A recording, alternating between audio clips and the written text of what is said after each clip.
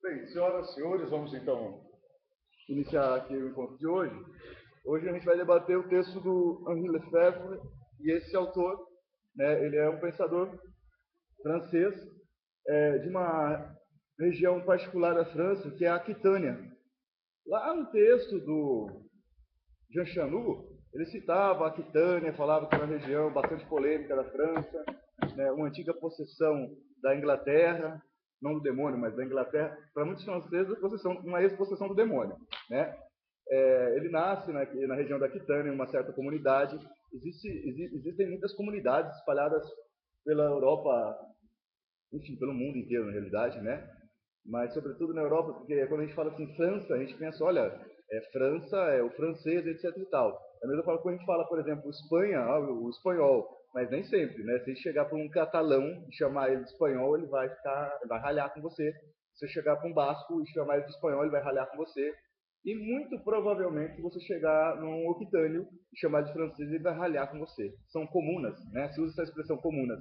Aqui no Brasil nós temos uma palavra, acho que até designa melhor, que é comunidade. Né? Não tem nada a ver com Marx, nem com Fourier, nada dos socialistas utópicos ou os marxistas, né? Essa ideia de comuna, mas o sentido de comunidade, que a gente conhece bastante aqui, como, por exemplo, comunidades indígenas. Né? É interessante isso, porque quando a gente fala comuna europeia, la commune, né? No francês ainda, fica mais bacana, olha que legal, super legal, né? O cara vive, a pessoa vive, é educada, cresce, tem uma visão política a partir de la commune. Né? Agora, se a gente fala assim, a comunidade indígena, o pessoal já tem aquela visão, o pessoal da comunidade indígena, ou da comunidade quilombola. Né? Tudo bem, isso é antigo aqui e é antigo lá também, evidentemente. Né? É que existe uma visão bastante eurocêntrica e etnocêntrica, vou chamar assim, em relação a entender o que significa uma comuna. Né? Eu acho que se a gente tivesse uma visão legal das comunas que existem no Brasil, não com essa palavra necessariamente, mas com essa ideia de comunidade, né, a gente conseguiria entender, longe de alguns etnocentrismos, né, essa ideia de comunidade, viver em comunidade. Né? Só para deixar um pouco mais claro, há muito preconceito quando se fala em viver em comunidade. Fala-se em comunidade hippie, em comunidade quilombola, em comunidade indígena, comunidade alternativa, né? E aí muitas vezes se coloca um olhar bastante preconceituoso. Mas quando se fala em comunidade europeia, aí fica a coisa mais chique do mundo, né? A comuna, mas é a comunidade também, né? Então, assim, é lógico, ele é francês, como um catalão, formalmente, né? Ele é também espanhol, mas existem as particularidades da formação, né? Pois bem, o Henri Lefebvre, ele é um sociólogo, né? Ele não é necessariamente um historiador de formação, mas ele é um sociólogo que vai dialogar com um olhar historiográfico e vai contribuir muito para a historiografia. Né? O que nos interessa desse autor aqui? Né? Sobretudo, os elementos que ele aborda, que vai colaborar para o nosso debate sobre o conceito de história. Né? Sobretudo aqui, evidentemente, no Marx, está claro, né? O título está claro isso.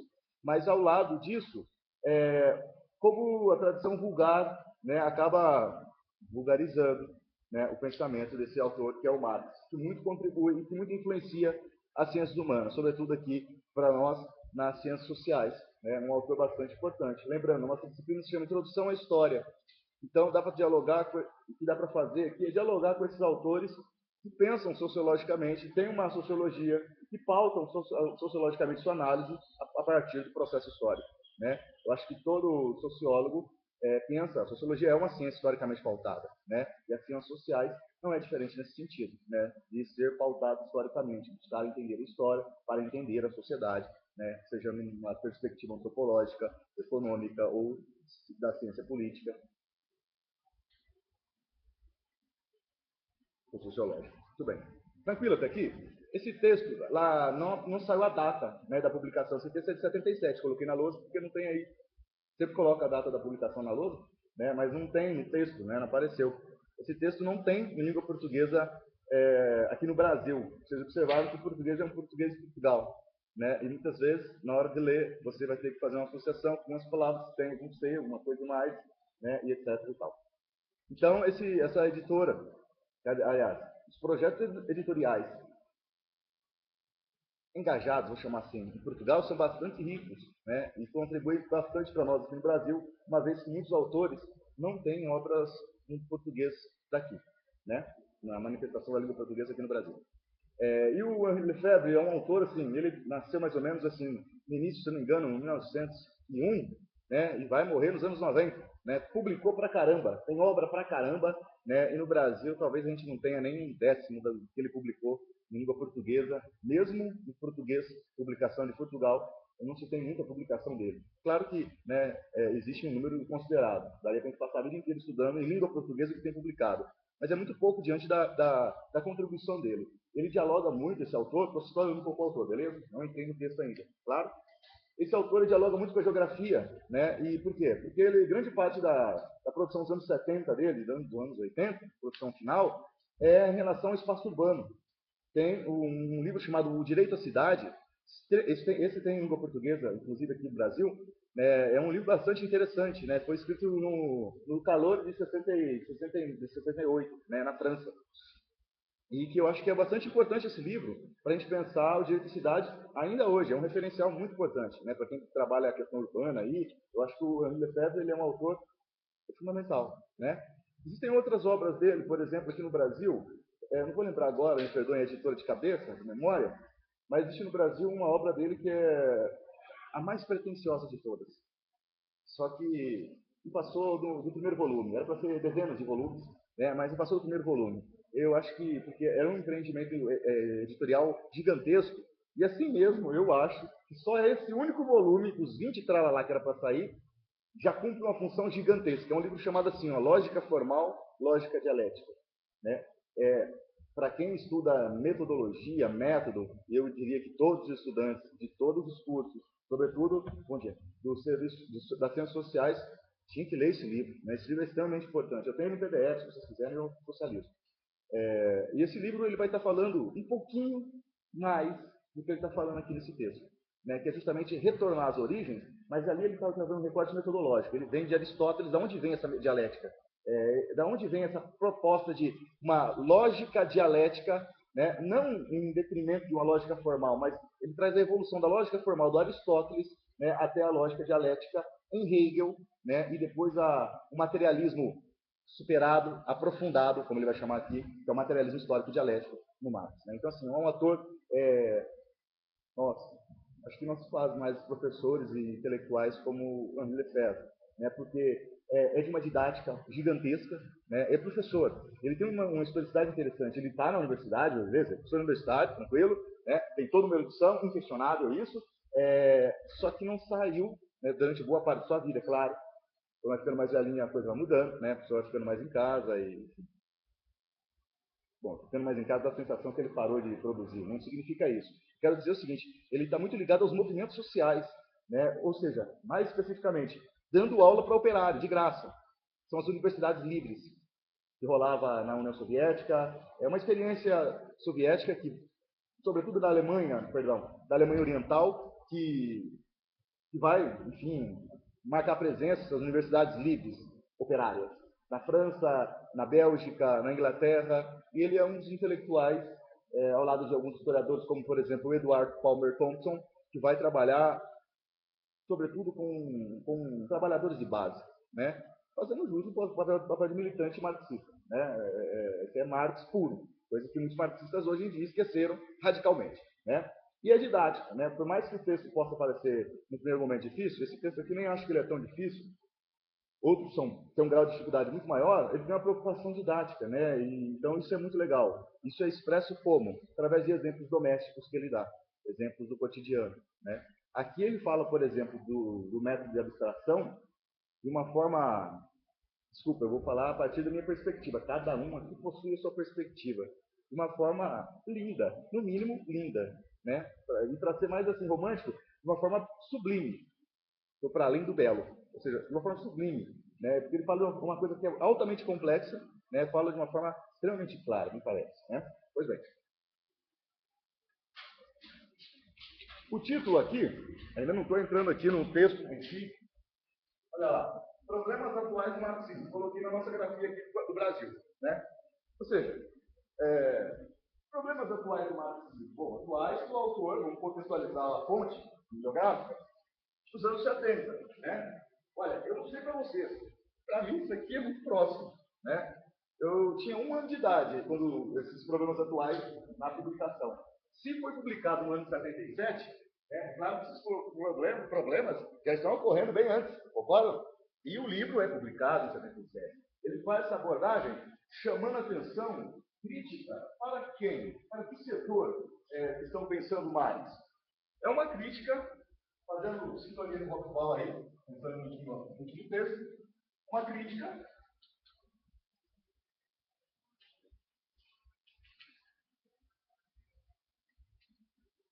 ao marxismo vulgar. Essa expressão que comparece no próprio texto, ou seja, de novo, mais um autor preocupado com o marxismo vulgar. Ele vai dizer, é necessário voltar às origens, é necessário voltar às fontes. Nesse caso aqui, a fonte é o próprio Karl Marx. E ele vai tentar trabalhar conceitos, né, do Marx que aparecem, que comparecem na trajetória do Marx de forma a não vulgarizá-los.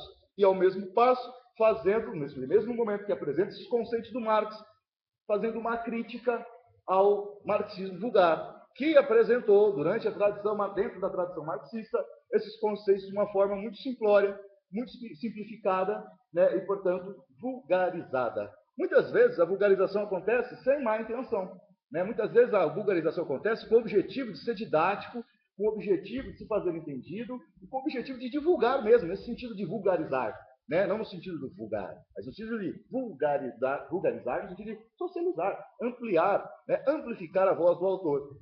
Só que nesta preocupação, junto com essa preocupação, vem um fato histórico, que é justamente a deturpação do conceito, dos conceitos do Marx. Né? E aí é contra isso que ele se levanta ao propor um retorno a Marx. Tudo bem até aqui? Para dar uma situada no autor e, evidentemente, no que o texto está falando. São vários tópicos, a gente vai ficar com esse texto aqui até a semana que vem, a gente não vai fechar ele de forma alguma hoje. Hoje eu vou tentar avançar aqui apenas em relação ao debate que ele faz, aí em relação ao idealismo e o materialismo, deixar claro algumas coisas aqui para vocês em relação ao texto, de que materialismo ele fala, né? Não sei se todo mundo captou, né, que materialismo ele fala, porque ele não fica falando toda hora materialismo histórico. Ele fala materialismo, né, antigo, materialismo aprofundado, né? O que é esse troço todo? Acho que é importante a gente conhecer o campo semântico do autor. Pois bem, então eu vou trabalhar aqui hoje, só para a questão de organização, nesse primeiro momento da aula, nessa primeira sessão, falar um pouco sobre esse debate que ele apresenta aqui no texto, né, que é sobre materialismo e idealismo, tudo bem? E no segundo momento, entrar no conceito de abstração, tá ok? Que é uma parte um pouquinho mais longa do texto, né, mas eu vou tentar apresentar essa visão do Henri Lefebvre em relação à abstração. Lembrem, em aulas passadas, eu já falei da abstração para vocês. Né? Agora aqui a gente vai discutir com mais tranquilidade, com mais calma, só sobre a abstração, que é justamente um instrumento, a forma do cientista social, do historiador, ou, no caso dele, um sociólogo declarado, né, de carreira, formação, eu digo, analisar o objeto. Né? A abstração é extremamente importante. Não existe só um conceito de abstração, existem vários conceitos de abstração, né, e a gente tem que deixar claro, quando a gente está falando da abstração, o Marx, enquanto parte do método, o que significa isso? Quando eu estou falando na tradição da filosofia, o que é essa tal da abstração? Senão a gente acaba confundindo alhos com bugalhos e há uma diferença tremenda. Tudo bem? Tranquilos aqui, então? Então vamos lá. Sim, Maria.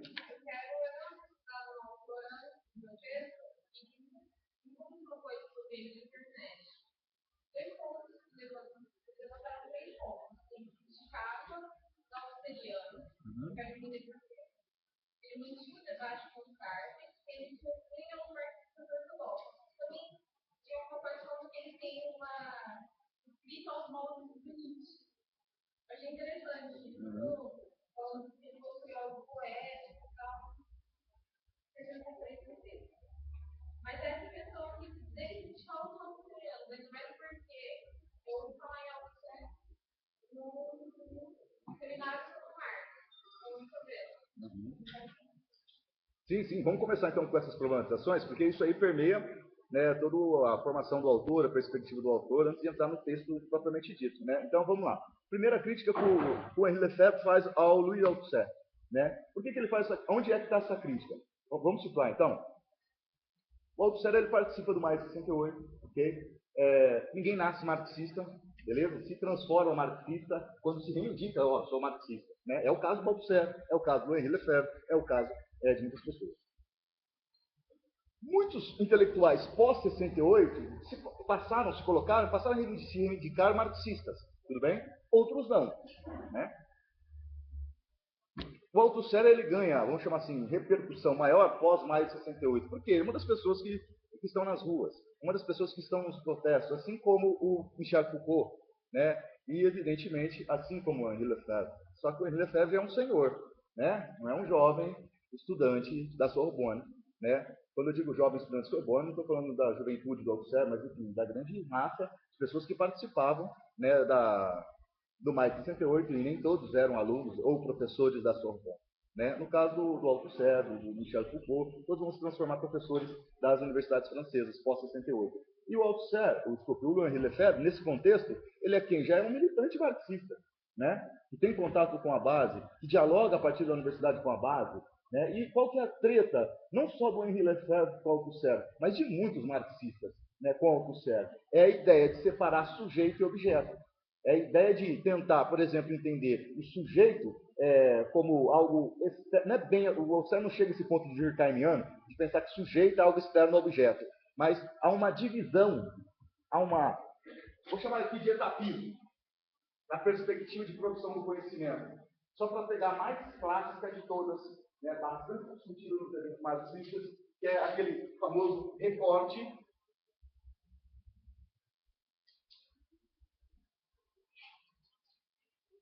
epistêmico na produção de Marx. A ideia de que existe um jovem Marx e um velho Marx. Não é simplesmente só dizer, olha, eu não gosto ou ainda critico o Louis Althusser porque ele divide o Marx em dois.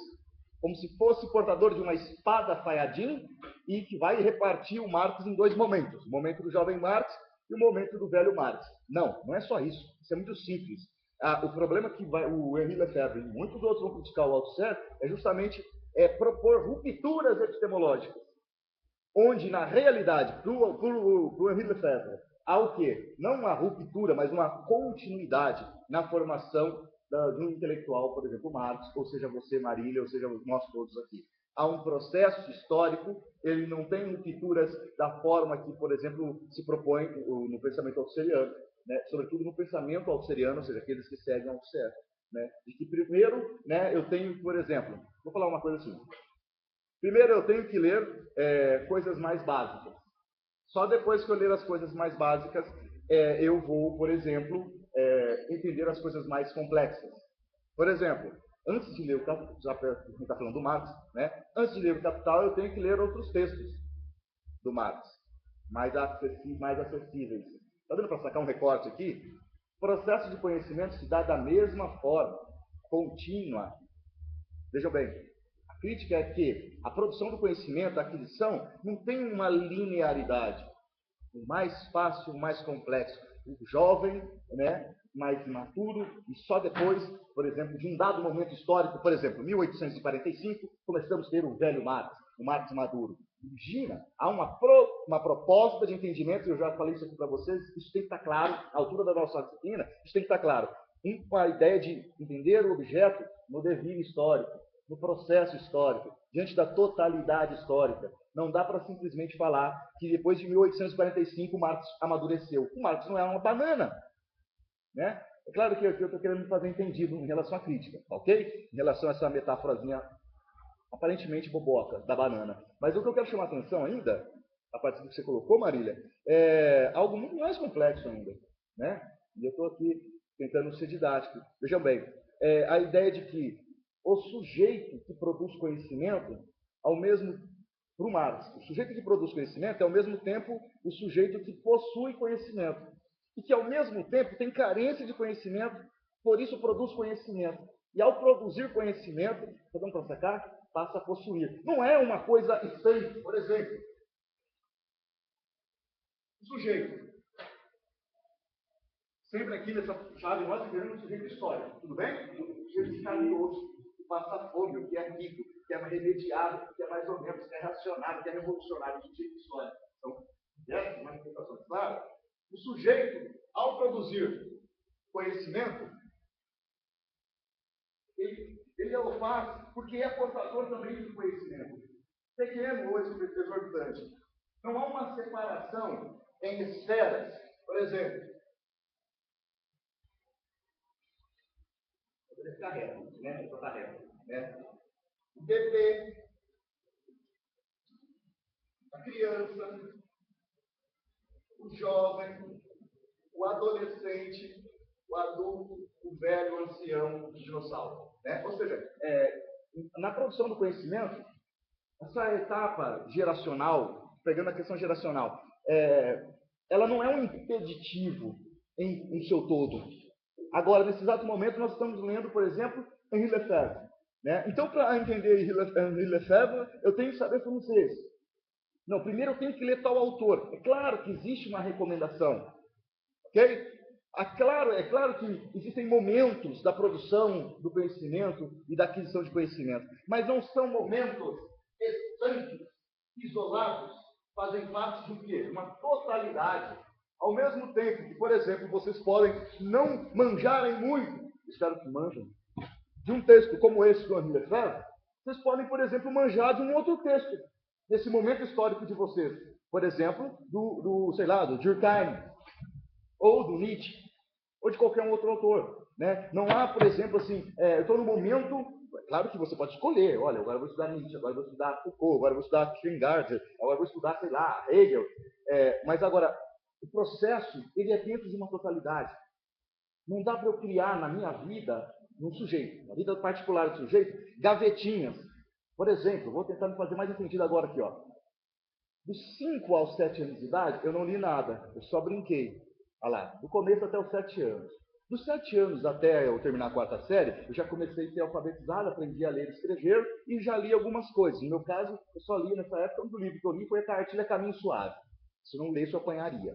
Né? E aí, eu não estava preparado para quê? Eu estou preparado, com 7 anos de idade, para ler Machado de Assis?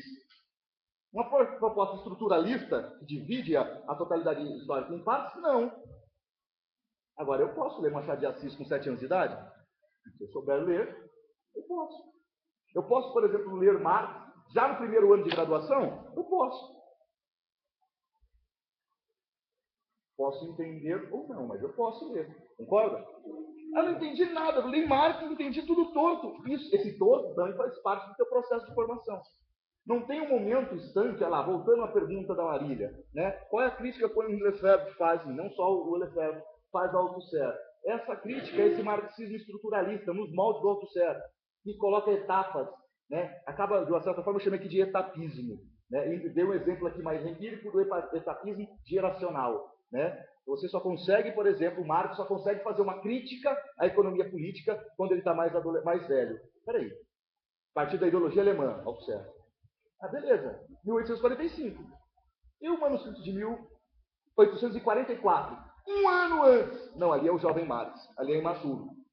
Nossa, então existe realmente um Orfeu ele pode ser personificado, e a pílula azul, né, e a vermelha, de fato, pode ser apresentada em qualquer dia desse de sol azul, né, ou seja, céu azul. Ou seja, a pessoa toma uma pílula e um ano depois se transforma no maior crítico da economia política. E um ano antes, 1844, ele é um importante jovem, mas que ainda é bastante idealista, ainda é bastante... Está dando para sacar isso? Essa ruptura? É muito radical, isso é absurdo. Muitas pessoas falam, mas pô, peraí, Jean, mas isso é muito basilar. Hoje é basilar. Né? No início do século XX, isso não era tão basilar. E a proposta, essa perspectiva do Althusser ganha terreno em muitos lugares. Sobretudo hoje aqui no Brasil, na Unicamp. Há que se fazer essa crítica que o Henri Lefebvre apresenta em relação ao Althusser. Separar o sujeito de forma epistemológica. Separar o sujeito produtor de conhecimento e o sujeito receptor de conhecimento. Separação tem que ser criticada. A crítica é publicada no texto, porque é justamente essa. Né? Porque é justamente isso. Ou seja, o sujeito que transmite conhecimento não tem medo dessa palavra. Há todo um projeto pedagógico que diz o seguinte: o professor que transmite conhecimento, o que é isso? Muitas pessoas da pedagogia odeiam essa palavra, transmissão do conhecimento. É isso mesmo que nós fazemos aqui. Para a sorte ou para o azar de vocês, os professores transmitem conhecimento, orientam, conduzem, manipulam, crescem, aprendem também com os alunos. Agora, o sujeito que transmite e o sujeito que recebe, há uma relação entre eles. E eu já usei isso como exemplo doméstico em aulas passadas. É uma relação dialética. E para um pensamento marxista, um pensador marxista, que de fato é o Althusser, isso seria uma coisa crassa, vai ser altamente criticada. Separar o sujeito que transmite e o sujeito... Essa é a crítica nomenclatural que o Henri faz aqui. Separar o sujeito que transmite e o sujeito que recebe, vocês e eu. Ora, as bolas, eu não estou aqui também recebendo ao transmitir? Vocês aí, ao transmitirem, não estão também ajudando na formação? É uma relação de troca, uma relação dialética. E eu não vou ser tão formal em relação à transmissão do conhecimento, né? Para desagradar os pedagogos mais conservadores, em sintonia com a ONU. Mas, sobretudo, não só na produção do conhecimento, sobretudo, mas não só. Uma aula bacana. Vocês acham que eu consigo dar uma aula bacana? Eu vou ser mais extensivo. Acho que qualquer professor consegue sentar aqui, vou ficar levantado aqui, dar uma aula bacana, se a turma não for bacana, eu vou responder como professor. É claro que ele não vai conseguir, de forma verdadeira. Pode vir, fazer uma festa publicitária. Né? Fazem festa publicitária, Brasil afunda fora. Agora, é claro que você acha que os alunos, vocês, olha a heterogeneidade. O professor é um, no caso aqui hoje é eu, sou eu, Jean. Tem todo um, enfim, é fácil caracterizar, muito fácil.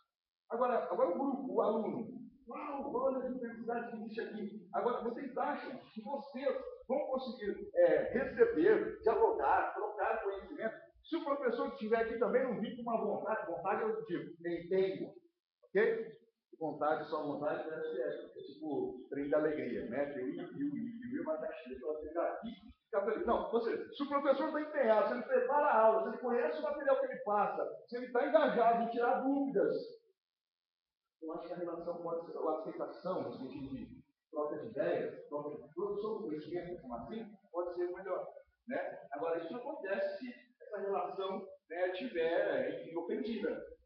Isso influencia a produção do conhecimento. Se, por exemplo, existe um rechaço gigante, absoluto, majoritário não é formalmente assim, 50% mais um, não. Não, 40% já dá qualitativamente um significado majoritário de rejeição. Um grupo rejeita um determinado profissional. Pegando de professor, poderia ser em relação ao patrão isso, galera. Poderia ser em relação ao lanchinho da esquina. Eu falo aqui na sala de aula, estou dando exemplo mais imediato, mais empírico nosso. Né? Se um grupo, hegemonicamente, em relação qualitativa, beleza? Rejeita um professor, algum problema existe. E nem sempre é o professor. Nem sempre é o professor, não. Ah, mas 50%, podia ser 100% da sala. Nem sempre o problema está no professor. Ok? E, por exemplo, por que não está 100% no professor? Por exemplo, se colocar eu para dar aula, os filhos e netos e descendentes do Ike Batista, 100% da sala não vai gostar da minha aula. Não é questão de simplesmente gostar. Ah, que legal, eu gosto de amarelo, eu gosto de rosa, eu gosto de negro. Não. É questão de ter aceitação social. Ok? De desenvolver a interlocução. O que acontece? A mesma forma seria verdadeira. Né? Se, por exemplo, 100% dos professores, ou uma parcela significativa, qualitativamente, dos professores, não gostassem, por exemplo, do primeiro ano de Ciências Sociais da Unesp da Maria. Isso não quer dizer que o problema está nos alunos também. Está dando para sacar? Se majoritariamente os alunos das ciências sociais de Marília, quase falei de meu serviço social, forem, por exemplo, engajadíssimos, e os professores reacionaríssimos, certamente a maioria dos professores vai rejeitar a sala. E vice-versa. Tudo bem até aqui? Agora, isso significa que o conhecimento não vai acontecer? Atenção, vai acontecer de forma desarmônica, de forma conflituosa. A gente espera algo mais, vamos chamar assim, uma interlocução maior, não mais harmônico e mais romântico, beleza? Senão a gente entra numa chave idealista, que eu vou falar daqui a pouco aqui, de que a produção do conhecimento... Aí a gente quer no Gabriel Chalita, né? Ou seja, sujeito que transmite, sujeito que recebe, deve trocar amor, deve existir uma pedagogia do amor, ou eu diria que na linguagem de Gonçalves, uma epistemologia do amor.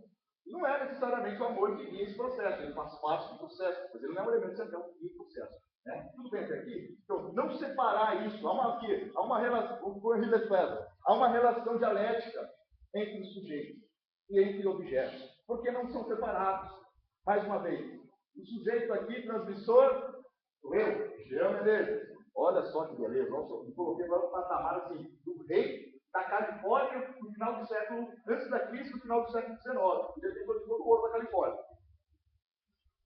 Uma relação dialética. Sou eu, sim, com uma função X social aqui, e vocês aí também. E não precisa, por favor, espero que eu tenha entendido isso, exercer uma função social de alunos passivos, receptores, né? Que são esponjas, eu sou o grande detergente que vou entrar nos potes para responder de vocês. Não, é uma relação dialética, de troca, interlocução, a palavra é essa, interlocução dialética. Né? Ou seja, o sujeito aqui, analisando o que seria uma tradição mais ortodoxa, eu vou lançar na sua pergunta, Maria. Seria o sujeito e você seria o objeto. E aí o sujeito, a defesa do conhecimento, o objeto que está passivo, vai receber o conhecimento, é como se fosse uma esponja recebendo sabão. Não se trata disso. O sujeito aqui, em sociologia, em ciências sociais, em historiografia, o objeto de análise, o sujeito de pesquisa, também é um sujeito histórico. No caso de vocês aqui. Beleza? Então não há separação. Ok? Tudo bem? Outro ponto importante, crítica aos marxistas ortodoxos. Tinha que logo falar isso aí, hein? Olha lá. Uma crítica ao marxismo ortodoxo.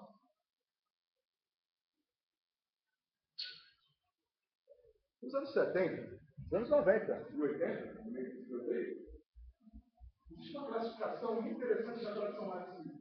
São assim, os marxistas heterodoxos e os marxistas ortodoxos.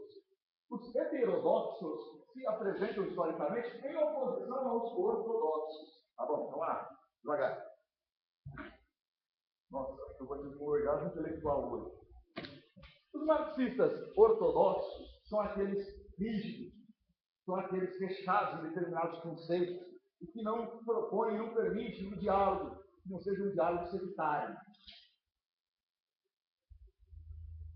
Os marxistas heterodoxos são aqueles mais tranquilos, que permitem debater, questionar o próprio Marx, questionar os conceitos marxianos. São críticos, em uma dada medida, à ortodoxia stalinista. São críticos a toda uma tradição ortodoxa que ganha corpo, sobretudo, internacional como o stalinismo. Mas que existe antes do Stalin, existe antes da União Soviética. São esses marxistas rígidos e gestados, em que a dialética não comparece muito no pensamento marxiano dele. Em oposição a essa turma, Maria, surge os marxistas heterodoxos. Já ouviu falar um troço assim, ó? Nem 8, nem 80. Né?